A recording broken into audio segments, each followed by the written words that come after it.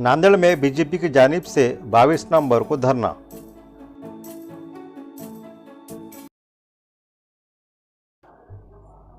मालेगांव, अमरावती और नांदेड़ में 12 नवंबर उसके बाद रोनमा हुए नाखुशगवार वाक़यात की मजम्मत में नांदेड़ में बीजेपी ने 22 नवंबर को जिला कलेक्टर ऑफिस के रूबरू धरना आंदोलन का फैसला किया है। इस तरह का एक पैगाम सोशल मीडिया पर आज से गश्त कर रहा है, जिसमें कहा गया है कि 22 नवंबर को सुबह 11 बजे जिला कलेक्टर ऑफिस नांदेड़ के रूबरू मालेगांव, अमरावती और नांदेड़ के वाक़यात की मजम्मत में एहतजाजी धरना दिया जा रहा है और फिर जिला कलेक्टर को मेमोरेंडम पेश किया जाएगा। याद रहे कि इससे कबल मुख्तलिफ हिंदू तंजीमों ने नांदेड़ में 16 नवंबर को खदीम मुंडाता कलेक्टर ऑफिस तक मोर्चा निकालने का फैसला किया था, लेकिन ज़िला इंतज़ामिया की दरख्वास्त समझाने के बाद ये मोर्चा मनसूख कर दिया गया था।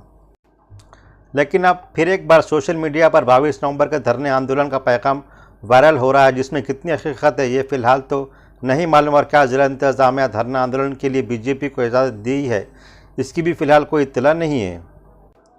अवाम का कहना है कि ज़ाफ़रानी ताकत शहर में किसी न किसी तरह माहौल को ख़राब करने की कोशिश में मसरूफ़ नज़र आ रही है। अब ज़िला इंतज़ामिया की जिम्मेदारी है कि वह शहर के पुरअमन माहौल को बनाए रखने के लिए हर मुमकिन कोशिश करे। इस तरह का मुतालबा सभी समाज के लोगों की जानिब से किया जा रहा है। 12 नवंबर के वाक़ये में पुलिस को बचाने की कोशिश में नांदेड़ के 11 मुस्लिम नौजवान भी ज़ख्मी। पुलिस ने नांदेड़ के मुख्तलिफ पुलिस थानों में हंगामाराई करने वालों के खिलाफ 4 मुकदमा दर्ज किए हैं और अब तक 67 अफराद को गिरफ्तार किया गया है। नांदेड़ पुलिस ने कहा है कि नांदेड़ के हंगामे में खुद मुस्लिम समाज के 11 अफराद जख्मी हुए हैं, जब हुजूम पुलिस पर संगबारी कर रहा था। पुलिस की तरह इनके पास भी कोई हिफाजती इक़दाम नहीं थे। इस वक्त ये जख्मी अफराद एक अस्पताल में ज़ैर इलाज है। Deputy inspector general of police Nanded Nisar Tambuli के मुताबिक इस वाक़े में 8 पुलिस एहलकार भी जख्मी हुए। हंगामाराई करने वालों ने पथराव किया और 4 खानगी गाड़ियों को नुकसान पहुँचाया और एक स्कूटी को आग लगा दी। हुजूम ने पथराव किया और पुलिस की 5 से 6 गाड़ियों के शीशे तोड़ दिए।